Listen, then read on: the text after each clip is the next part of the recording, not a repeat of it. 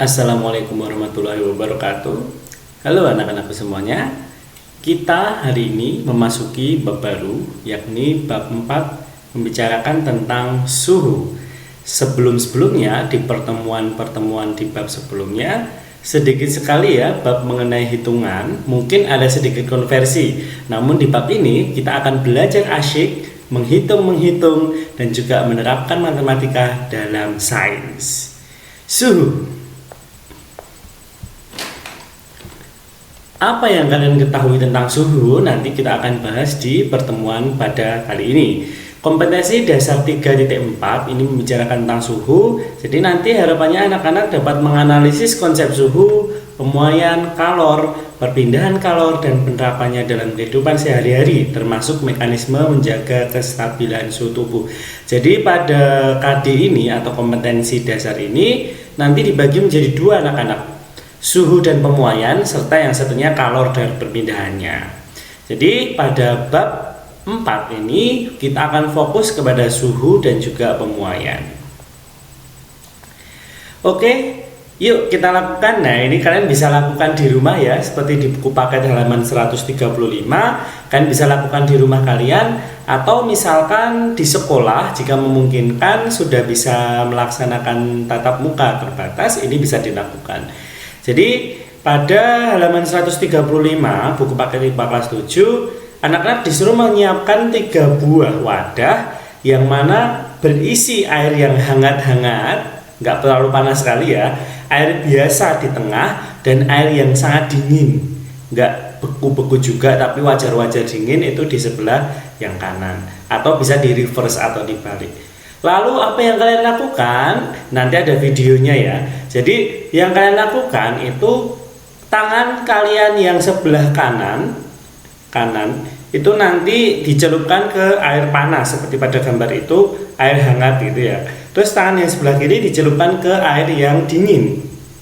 Nah, setelah dicelupkan, tunggu beberapa saat, lalu dua-duanya dimasukkan secara bersamaan di air yang biasa.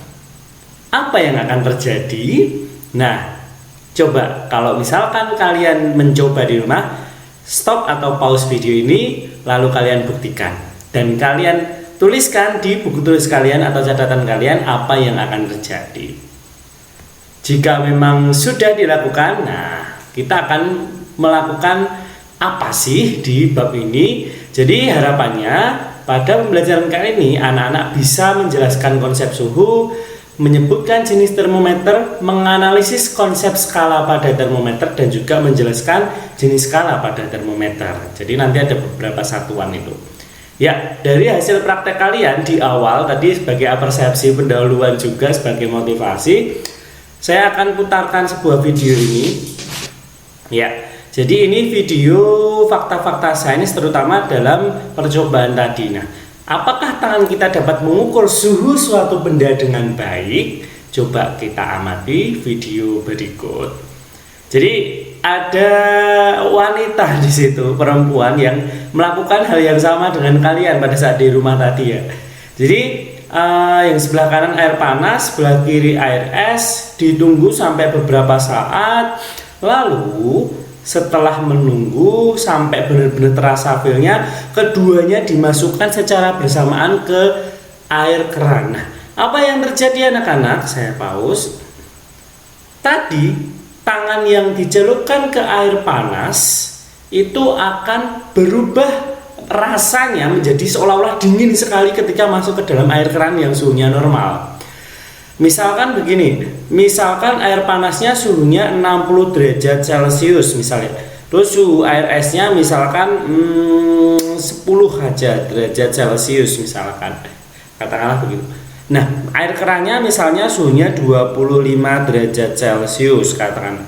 Nanti ketika tangan kalian habis dimasukkan di tempat yang hangat, maka seolah-olah tangan kalian akan terasa dingin. Padahal di situ suhunya hanya 25 derajat.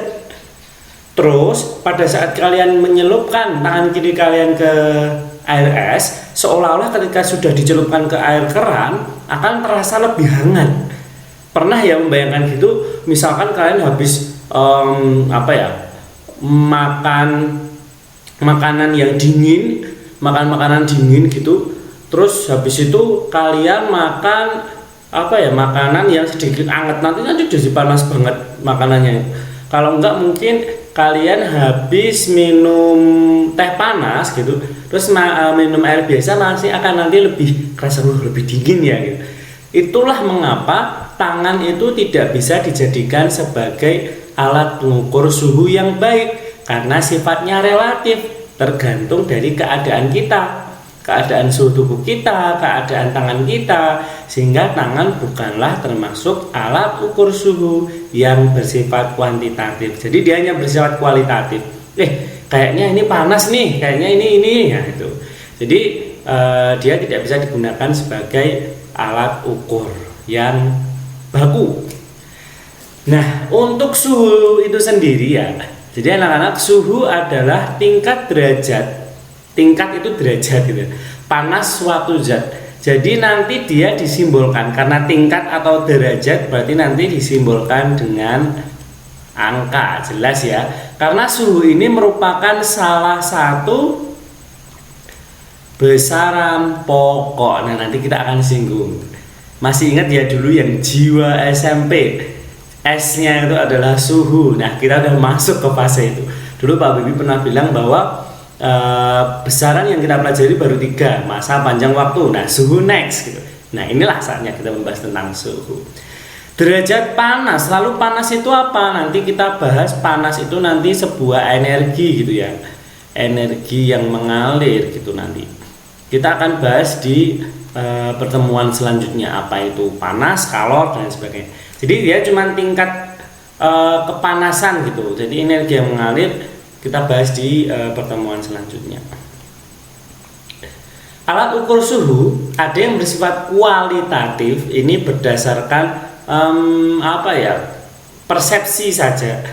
Nah, ini tadi yang kualitatif tadi bisa jadi tangan kita, atau kalau bukan tangan, kulit gitu ya. Kulit dia untuk mengukur panas gitu.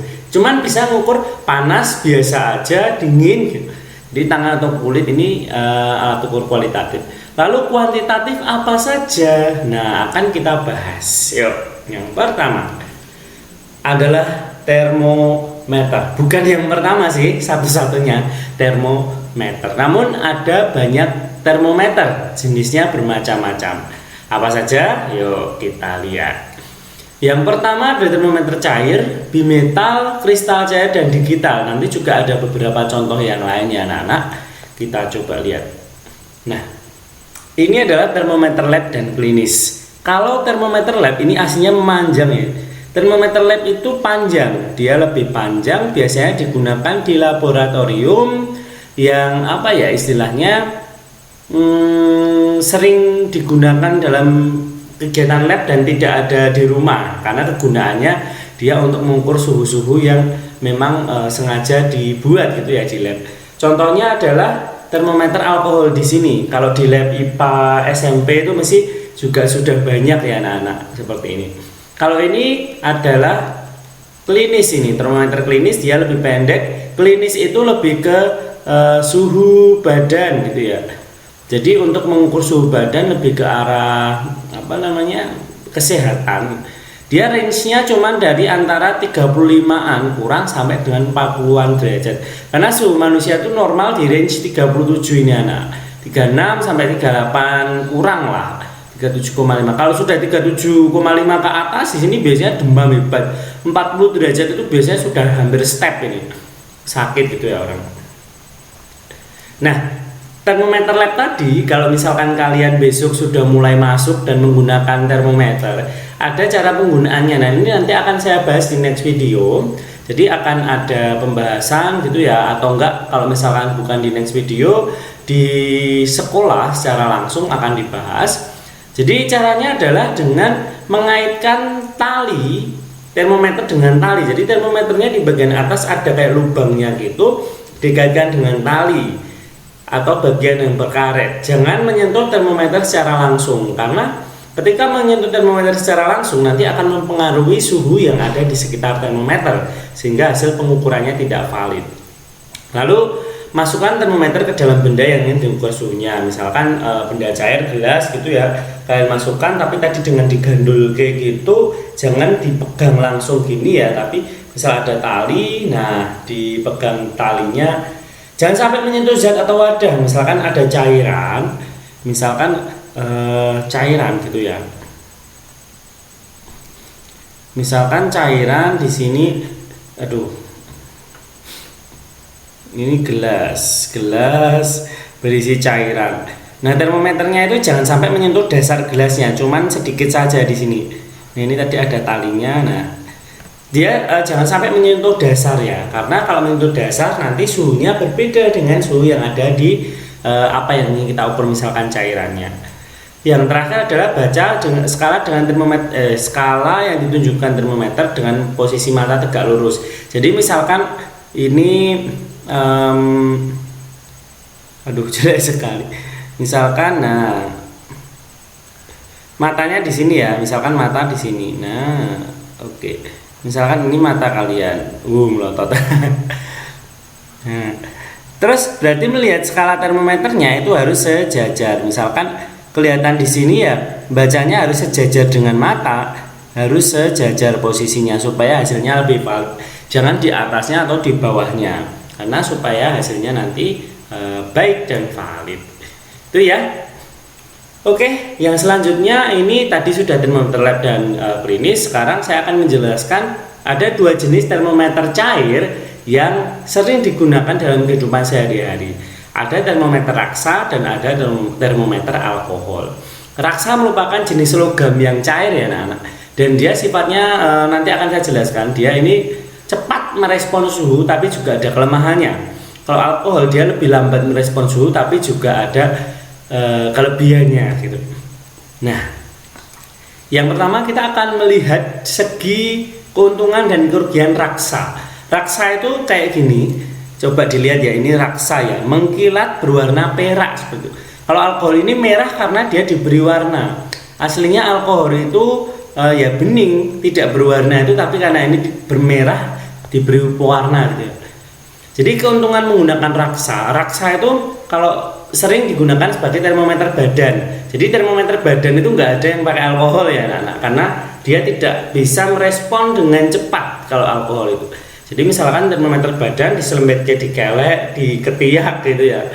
Nah, atau ada yang di leher gini, tengkuk, atau ada yang di emut gitu juga ada. Nah, keuntungan raksa itu dia pemuaiannya merata. Jadi sangat linier terhadap perubahan suhu, peka sekali terhadap perubahan suhu, dan tidak membasahi dinding kaca. Jadi sifatnya adhesinya lebih tinggi dari kohesi. Jadi gini, dia tercenderung kalau raksa itu, nah ini cembung. Jadi dia nggak nempel ke dinding kaca. Gaya tarik antar partikel pada raksa dengan raksa itu kohesinya lebih besar daripada adhesi, kayak gitu. Jadi dia nggak nempel. Ini tuh kayak seolah-olah cuma diberi wadah, tapi sebenarnya raksanya tuh nggak membasahi dinding kaca. Jadi cepet banget naik turunnya. Nah, titik beku dari raksa itu cukup rendah anak-anak, -40 derajat Celcius, dan titik didihnya dia bisa sampai digunakan untuk mengukur 375 derajat Celcius, tinggi sekali. Dan kelebihan lainnya, warnanya itu mengkilap. Tapi sebenarnya warna mengkilat ini bisa jadi kerugian juga sebenarnya. Bisa jadi sebuah kerugian, bisa jadi. Nanti saya jelaskan. Kerugian harganya mahal jelas dan tidak dapat mengukur suhu di bawah -40. Nah, ini yang paling ngeri itu nomor 3. Kalau raksa itu termasuk logam beracun ya, nak, mudah menguap karena suhunya dia ya nggak menguap langsung seketika, tapi kalau kena kulit atau kena kelenjar-kelenjar yang ada di dalam tubuh, dia akan meracuni tubuh. Nah, kalau pecah itu biasanya anak-anak disuruh untuk pergi dari tempat pecahnya raksa itu dan membuka seluruh ventilasi sampai nanti benar-benar aman, baru nanti dibersihkan. Dan membersihkannya pun harus ada prosedur pengamanan tangan, nafas, harus pakai shield dan lain sebagainya. Nah, warna mengkilat ini juga bisa jadi nggak bagus untuk raksa juga. Jadi ini bisa jadi masuk di nomor 4 kadang. Bisa jadi kalau dalam suasana yang baik, cahaya yang baik, warna mengkilap ini bagus. Tapi kalau pada cahaya yang kurang baik, kadang warna mengkilat ini justru akan bias dan memantulkan agak mirip dengan kaca gitu. Jadi kadang dia menjadi kerugian gitu ya anak-anak. Nah, yang selanjutnya adalah alkohol.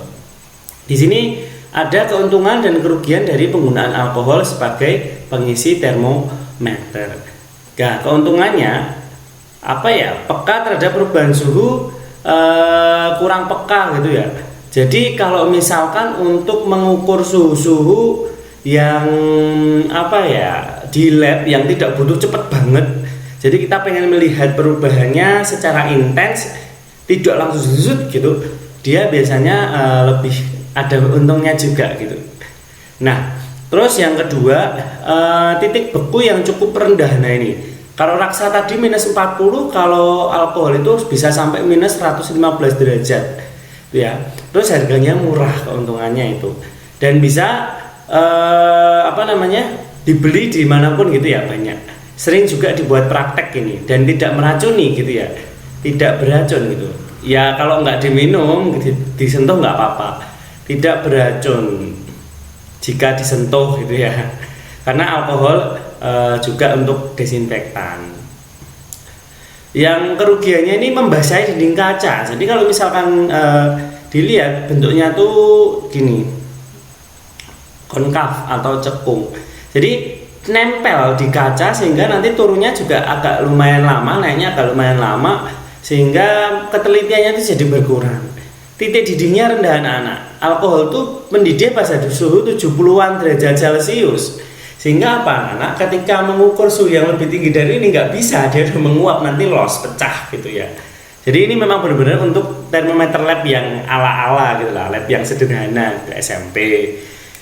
Terus harus diwarnai anak-anak, harus diwarnai. Kenapa merah? Merah cenderung warna yang mudah ditangkap oleh mata dan warm, cenderung apa ya istilahnya, kalau lihat merah tuh kita seolah-olah wah gitu, kayak kalau di lampu merah kan mata kita langsung tertuju dengan warna merah yang kontras gitu, sehingga lebih banyak digunakan warna merah dalam mengisi termometer alkohol.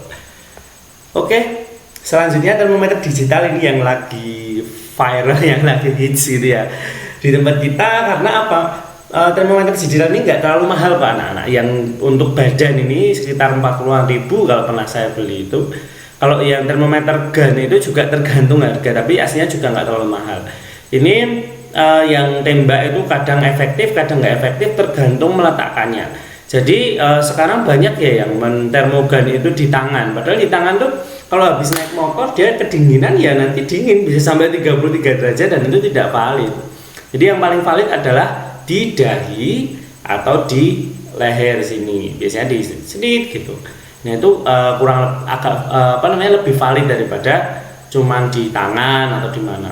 Kalau termometer digital yang badan itu biasanya lebih valid daripada yang tembak. Nah selanjutnya ini ada termometer bimetal. Bimetal itu menggunakan dua keping logam yang nanti dia akan memuai sehingga nanti akan membengkokkan si termometernya itu sehingga akan menggerakkan si jamnya, jarumnya. Kayak gitu. Ini contoh-contohnya biasanya tidak digunakan dalam lab, tapi biasanya di skala industri. Jadi biasanya dicelup-celupkan ke cairan yang panas gitu biasanya. Untuk industri biasanya industri makanan gitu biasanya. Lalu untuk yang selanjutnya termometer kristal cair itu biasanya digunakan untuk manusia ya itu dia akan berubah warna sesuai dengan suhu. Warnanya itu akan sampai kepada suhu manusianya itu. Jadi misalkan suhunya 30 derajat berarti perubahan warnanya sampai 37 dan lain sebagainya. Tapi tidak terlalu valid karena itu hanya untuk mengukur secara istilahnya ya kuantitas, memang cuman nggak pas gitu angkanya, nggak tepat banget, koma-komanya nggak bisa kelihatan. Nah yang terakhir kita akan mempelajari tentang jenis satuan termometer. Jadi jenis satuan termometer di sini ada beberapa jenis, tapi yang wajib kita ketahui dan yang ada sebenarnya yang sudah disepakati oleh para ahli ini ada 4 jenis termometer. Yang pertama adalah termometer Celcius. Ini satuannya. Yang kedua adalah Reaumur, yang ketiga Fahrenheit, dan yang keempat adalah Kelvin. Coba kita lihat anak-anakku semuanya. Di bagian bawah ini merupakan titik beku. Titik bekunya siapa? Titik bekunya air. Yang atas ini adalah titik didih. Titik didihnya siapa? Titik didihnya air. Jadi yang sering digunakan di Indonesia itu Celcius karena range-nya itu rendah. Kalau di Amerika sana lebih sering menggunakan Fahrenheit karena biasanya suhunya itu sampai beku gitu ya. Jadi setiap lebih detail gitu kalau menggunakan Fahrenheit. Nah, ini 0 derajat sampai 100 derajat. Jadi suhu air mendidih itu 100 derajat Celcius, suhu bekunya 0. Kalau Reaumur 0 dan 80.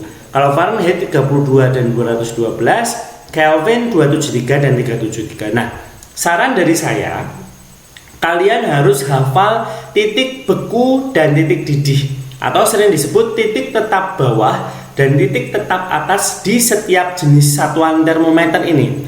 Kenapa? Karena kalau kalian hafal, nanti akan mudah dalam mengkonversikan suhu yang akan kita bahas pada next session.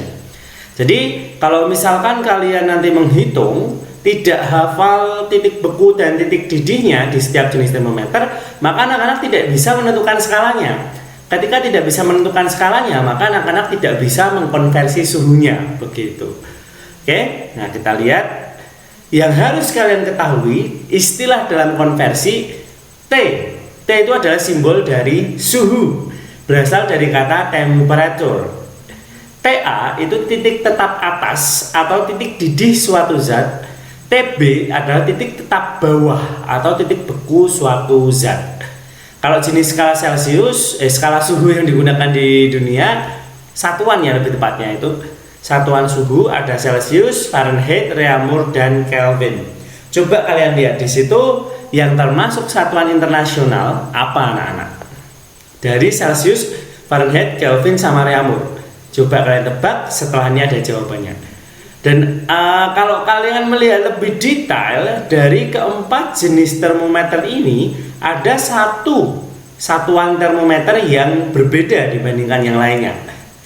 Yang mana? Iya, ini Kelvin.